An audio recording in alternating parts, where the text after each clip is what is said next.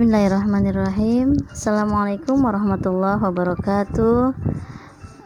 Alhamdulillah nahmaduhu wa nasta'inuhu wa nastaghfiruhu wa na'udzu billahi min syururi anfusina wa min sayyiati a'malina may yahdihillahu fala mudhillalah wa may yudhlil fala hadiyalah.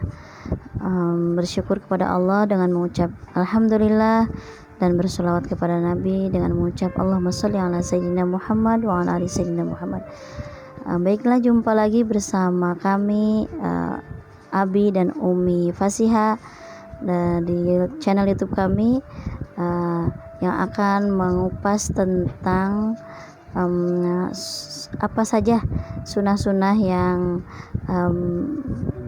dianjurkan dalam berpuasa. Baiklah, akan kita kupas pada kesempatan hari ini dengan narasumber kita, yaitu Abi Fasiha atau Bapak Ustadz Muhammad Malik SPDI. Kepadanya kami persilahkan. Bismillahirrahmanirrahim. Assalamualaikum warahmatullahi wabarakatuh. Bismillah, alhamdulillah, amma ba'du. Saudara-saudaraku yang rahmati Allah SWT dimanapun Anda berada, bersama mari kita panjatkan puji syukur, salawat dan salam terlebih curah kepada Habibana wa Nabiyana Muhammad sallallahu alaihi wasallam. Baiklah, apa yang tadi telah disampaikan oleh pengatur acara terkait dengan hal-hal apa saja yang mesti kita perhatikan dalam berpuasa. Yang pertama terkait dengan hal-hal yang disunahkan dalam berpuasa adalah diantaranya makan sahur. Kenapa makan sahur ini menjadi sebuah hal yang sunnah? Ya, inilah bedanya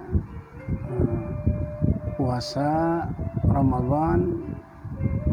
Sebelum kita menjalankan ibadah puasa, maka tentu kita disunahkan untuk memakan sahur.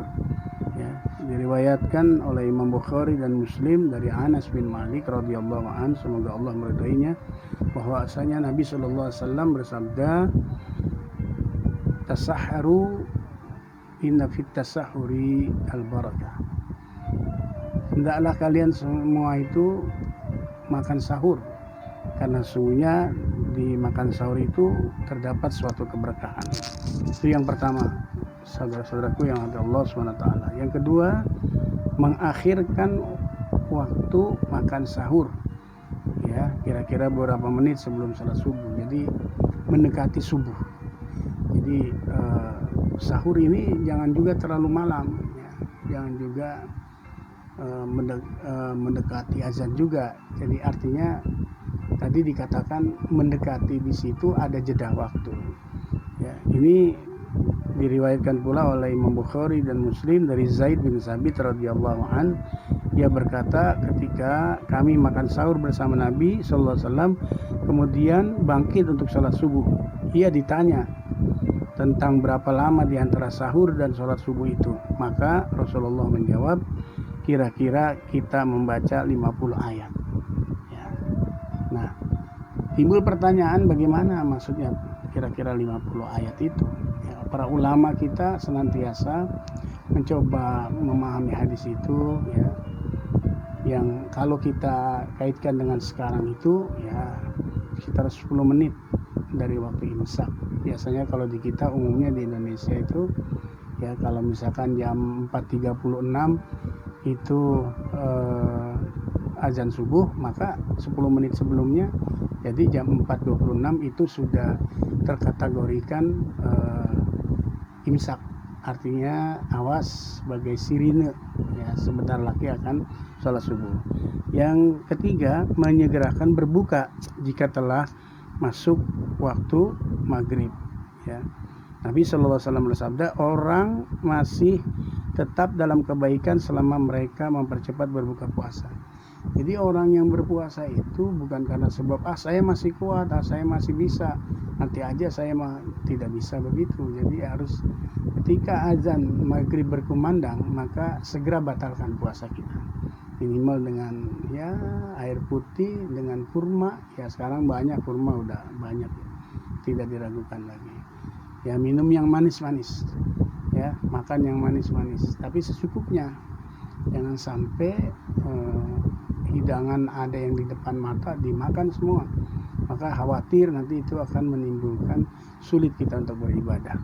Yang keempat, berbuka dengan kurma atau sesuatu yang manis dengan air sebelum makan makanan yang lain. Nah, tadi sudah dikatakan. Dan jangan lupa berdoa. Ya, berdoa berbuka puasa itu sesungguhnya memang banyak ulama yang menyatakan ada berbagai versi, tapi kita tidak mempersoalkan itu. Anda silakan baca Allahumma laka sumtu wa bika amantu ala rizqika aftartu bi rahmatika ya arhamar rahimin. Yang terpenting adalah urgensinya. Bagaimana kita berdoa itu, ucap syukur kita telah diberikan nikmat yang begitu banyak dari kita menjalankan puasa. Kemudian juga ada juga yang membaca Allahumma laka sumtu wa bika amantu ala rizqika aftartu zahabat zama'u wa abtalatil uruq wa sabatal ajru insyaallah. Ya, ini yang dinyatakan hadis ini sahih. Ya, tidak mengapa. Ya, ulama kita tidak mungkin mengajarkan kita akan doa ini kalau tidak memiliki makna. Yang selanjutnya yaitu memberi makan untuk orang berbuka kepada orang yang berpuasa. Nah, ini juga sama, nilai pahalanya sama seperti kita berpuasa seharian penuh. Ya, ini berdasarkan hadis riwayat Tirmizi, Nabi SAW bersabda, siapa orang yang memberi makanan untuk berbuka bagi orang berpuasa, maka ia mendapat pahala. Ya, sebanyak pahala orang yang berpuasa itu tidak kurang sedikit pun. Selanjutnya, memelihara percakapan. Nah, selama Ramadan, selama berpuasa, hati-hati ya. Kita juga diperintahkan untuk selalu menjaga lisan kita, lidah kita, agar jangan menjadikan puasa kita tidak bernilai, ya, bukan batal, tidak bernilai, ya, tidak bermanfaat, menggunjing, menggibah, ya, mencela dan lain sebagainya. Selanjutnya, memperbanyak sedekah, membaca Al-Quran dan beriktikaf di masjid, ya. Memperbanyak sedekah, ya, kita siapkanlah yang terbaik amal-amal kita. Biasanya itu kalau sholat taraweh, ya, karena ini situasi dan kondisi kita saat ini, ya, paling tidak Allah Maha tahu. Ya, tapi biasanya ya di bulan-bulan Ramadan biasa sebelum adanya pandemi ini, kita itu sudah menyiapkan yang terbaik amal. Dan saat pandemi pun bukan berarti kita tidak bisa bersedekah.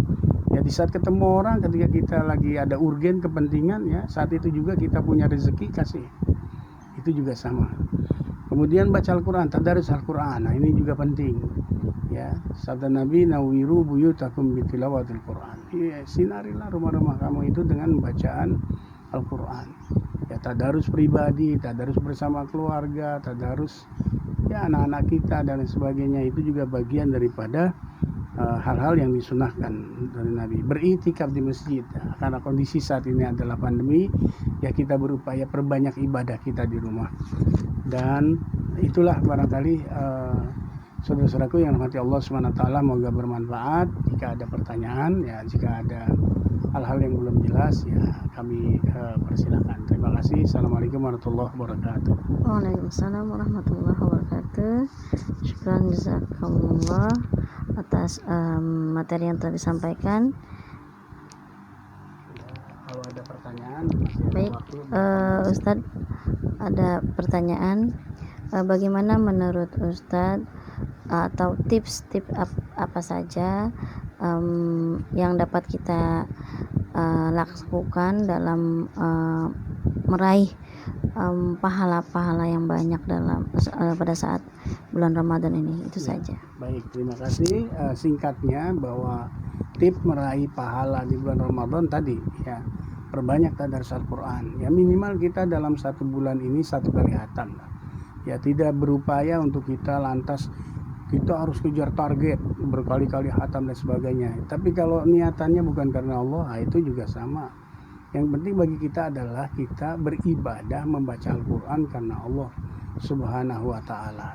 Triknya itu ya 1 hari 1 lembar, ya, atau 1 hari 2 lembar, ya insya Allah dalam 1 bulan khatam 1 kali, ya.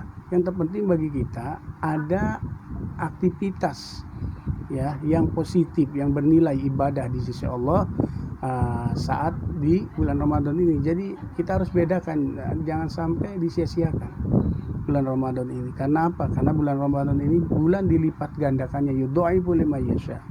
Bulan dilipat gandakannya hal-hal kebaikan, sekecil apapun itu, ya. Bahkan Nabi SAW pernah bersabda, ketika kita berjalan, ya, ada paku di depan, kemudian kita ambil paku itu sehingga kita menyelamatkan banyak orang ketika orang yang ada di belakang kita berjalan.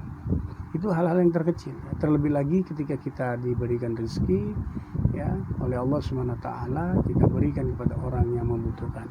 Demikian, semoga manfaat. Mohon maaf kurang lebihnya. Billahi taufiq wal hidayah. Assalamualaikum warahmatullahi wabarakatuh. Waalaikumsalam warahmatullahi wabarakatuh. Alhamdulillahirrahmanirrahim. Materi kita sudah kita sampaikan. Saksikan materi-materi selanjutnya. Mari sama-sama kita tutup majlis kita dengan membaca hamdalah dan doa kafaratul majlis. Alhamdulillahirabbil alamin. Subhanaka Allahumma wa bihamdika asyhadu an la ilaha illa anta astaghfiruka wa atubu ilaik. Assalamualaikum warahmatullahi wabarakatuh.